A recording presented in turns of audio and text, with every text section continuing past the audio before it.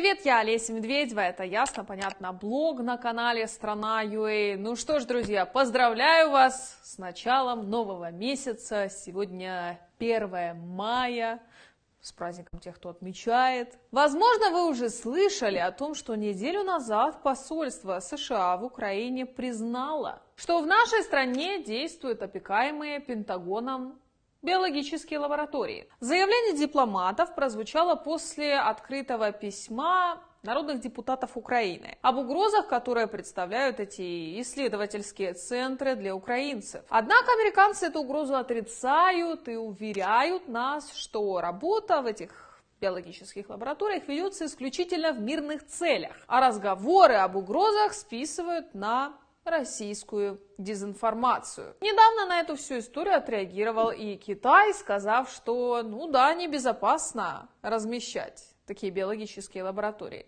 А чего у себя не разместили? Вопрос. Давайте, в общем, подробно разберемся в этой истории. Смотрите до конца, и все станет ясно и понятно. В середине апреля депутаты от оппозиционной платформы «За жизнь» написали запросы президенту Зеленскому, Денису Шмыгалю, премьер-министру, СБУ Баканову запрос отправили и министру здравоохранения Степанову. В этом обращении со ссылкой на сербские и болгарские СМИ сообщается, что у Соединенных Штатов Америки есть более 400 биологических лабораторий по всему миру, и в Украине находится минимум 15 из них. Там работают исключительно американцы, и финансируется это все за счет Минобороны США. Лаборатории, по их информации, размещены в Одессе, в Ужгороде, в Виннице, во Львове 3, в Киеве 3, в Херсоне, Тернополе, неподалеку от Луганска и Крыма. Нардепы отмечают, что функционирование этих биологических лабораторий началось при президентстве Виктора Ющенко. Тогда между Минобороны США и Минздравом Украины были подписаны соглашения о сотрудничестве относительно профилактики технологий пролиферации. Это означает разрастание тканей организмом путем размножения клеток делением, а также патогенов и экспертиз, которые могут быть использованы для развития биологического оружия. Приведу цитату из обращения нардепов. Фактически работы в лабораториях ведутся по программе биологических экспериментов. Бюджет составляет более $2 миллиардов и финансируется Американским агентством по снижению угрозы безопасности. К этой деятельности подключается и научно-технический центр в Украине. Международная организация, которая финансируется американскими властями и сотрудники которой имеют дипломатический иммунитет. Указанная организация занимается финансированием проектов по созданию оружия массового поражения. Далее народные депутаты указывают, что после запуска этих лабораторий в отдельных регионах Украины начинались вспышки инфекционных заболеваний. Так, в Тернополе в 2009 году возник вирус, вызывающий геморрагическую пневмонию. Ее жертвами стали 450 украинцев. В 2011 году в Украине была вспышка холеры, умерли 33 человека. Через 3 года холеру диагностировали уже 800 гражданам. Еще через год в Николаеве зафиксировали более 100 случаев холеры. Еще нардепы привели такие примеры. В январе 2016 года в Харькове 20 военнослужащих умерли от похожего на грипп вируса. Более 200 были госпитализированы. 2 месяцами позже в Украине было зафиксировано 364 смерти. Причина – свиной грипп того же штамма, грипп, который привел к мировой пандемии в 2009 году. Далее указывают, что в 2017 году в Николаеве была вспышка гепатита А. Летом этого же года аналогичные вспышки были и в Запорожье, и в Одессе. А осенью в Харькове. Далее в обращении указывается, в 2010-2012 годах, то есть уже при Януковиче, власть Украины инициировала проверки, соблюдают ли в лабораториях все меры предосторожности. В результате был выявлен ряд грубых нарушений, которые могли привести к утечке штаммов опасных инфекций. Был даже зафиксирован факт выведения вытяжка вентиляции в помещение садика. Далее указывается, что в 2013 году Виктор Янукович, будучи президентом, отказался от подобного сотрудничества с США. Но уже в 2014 году Петр Порошенко продолжил его. сотрудничества. Депутаты предполагают, что есть некая взаимосвязь между уходом Януковича и прерыванием этого сотрудничества. Вполне вероятно, что власти Янукович лишился при активном участии правительства США именно из-за отказа от сотрудничества с Пентагоном. Не исключено, что тайная и непрозрачная деятельность опасных иностранных объектов на территории Украины имеет задачу тестирования действия вирусов и бактерий на организмах украинцев. И нардепы, собственно, просят власти разобраться с этим. Так это или не так? Кстати, тема с биологическими лабораториями США в Украине не новая. И непосредственно Ренат Кузьмин, который сейчас нардеп от оппозиционной платформы «За жизнь», ее ведет уже много лет. Известно, что Женевская конвенция 1972 года запрещает производство бактериологического оружия. По этой причине американские военные не производят его на территории США. А зачем? Ведь в мире так много прекрасных испытательных полигонов, как Украина или Грузия, где можно проводить и испытывать на местном населении любые смертоносные вирусы. Достаточно лишь создать военную лабораторию, дать ей безобидное название, типа лаборатория самоэпидемстанции, и представить к ней своего куратора, писал Ренат Кузьмин в Фейсбуке еще в 2018 году. Он упоминал эту историю в связи с разоблачениями грузинского экс-министра госбезопасности Игоря Георгадзе. Тот заявил, что один американский центр, который находится в Тбилиси, испытывал на гражданах Грузии некий препарат, что привело к смерти 73 человек.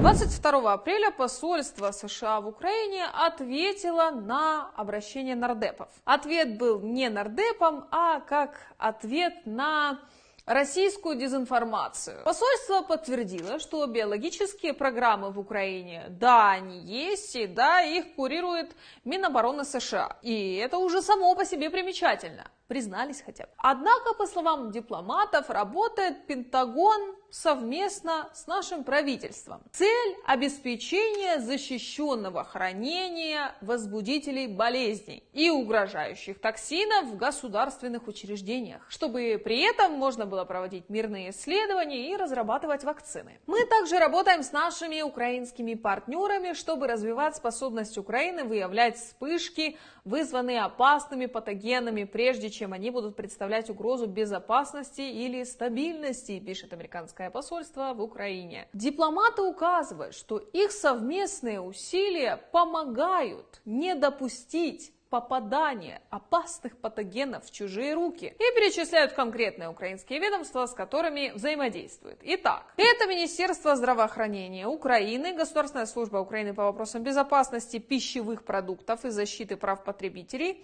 Национальная академия аграрных наук и Министерство обороны Украины. Американцы рассказывают, что программа по снижению биологической угрозы при поддержке Минобороны США сотрудничает со странами-партнерами в борьбе с угрозой вспышек самыми опасными заболеваниями в мире. Среди таких партнеров есть и Украина. Что конкретно делается в этих лабораториях, дипломаты описывают очень обтекаемо. Проводятся некие исследовательские партнерства и меры биологического наблюдения. Но некоторые описания проекта все же приводят. Итак, они там еще оценивают риски вирусов, потенциально переносимых перелетными птицами над Украиной, следят за распространенностью Крым-Конго, геморрагической лихорадки и хантавирусов в Украине и потенциальной потребностью в диагностике у пациентов с подозрением на лептоспироз. Контролируют распространение вируса африканской чумы АЧС у домашних свиней и диких кабанов в Украине.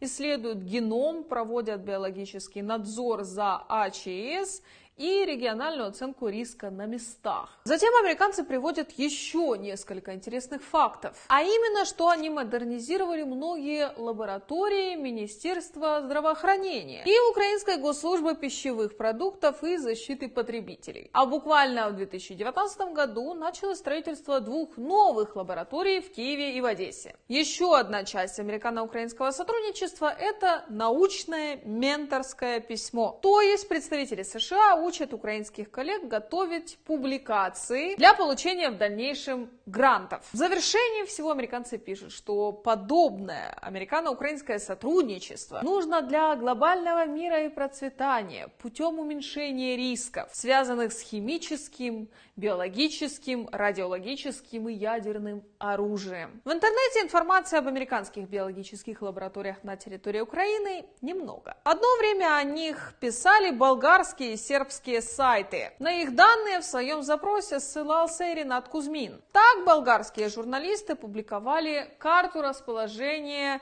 этих биологических лабораторий США в Украине. Журналисты также публиковали документы, согласно которым Пентагон финансировал лаборатории в Харькове и Днепропетровске, бывшие СЭС. Одна из них получила 1,5, а вторая $2 миллиона в период с 2010 по 2016 годы. Также в архиве сайта Госдепартамента есть то самое соглашение США и Украины от 29 августа 2005 года. Оно касается сотрудничества в сфере предупреждения, распространения технологий, патогенов и опытов, которые можно было бы использовать для создания биологического оружия. Договор подписали Пентагон и Минздрав Украины, который на тот момент возглавлял Николай Полищук, и в этом документе довольно много интересного. Например, в нем говорится, что Минздрав должен пересылать в Минобороны США копии опасных патогенов, которые появятся в результате исследований украинских лабораторий. Также стороны договорились держать информацию о результатах своей деятельности в секрете, причем если их считает секретными Пентагон,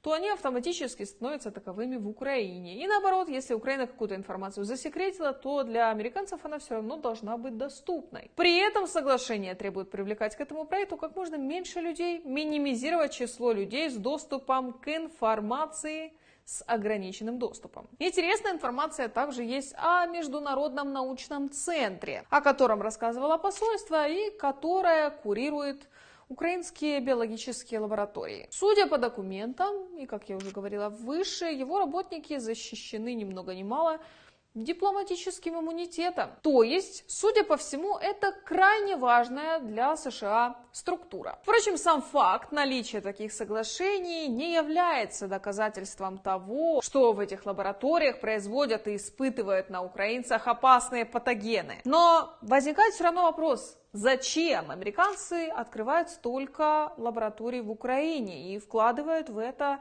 немалые деньги, при этом обволакивая эту тему занавесой секретности и выдавая сотрудникам этих лабораторий дипломатический иммунитет. Да и еще все это под эгидой военного ведомства США. Свое объяснение этому дает журналист Юрий Ткачев. Лаборатория эти занимается изучением поведения опасных патогенов в определенных региональных условиях с учетом климатических, демографических и иных факторов. Данные исследования можно назвать исследованиями двойного назначения. С одной стороны, они действительно важны с точки зрения оценки угроз распространения того или иного заболевания, той же лихорадки Крым-Конго, и разработки рекомендаций по борьбе с ним. С другой, результаты исследования могут быть использованы при разработке бактериологического оружия для применения в том или ином регионе. В общем, друзья, такая вам пища для размышления. Странно все это и одновременно интересно. Не находите? Что вы думаете по этому поводу, обязательно пишите в комментариях. На этом у меня пока все. С вами была я, Олеся Медведева. Ясно, понятно, блог на канале Страна.ua. Не забудьте подписаться на нас, чтобы смотреть наши блоги первыми. Надо просто нажать на колокольчик. Совсем скоро с вами снова увидимся. Пока!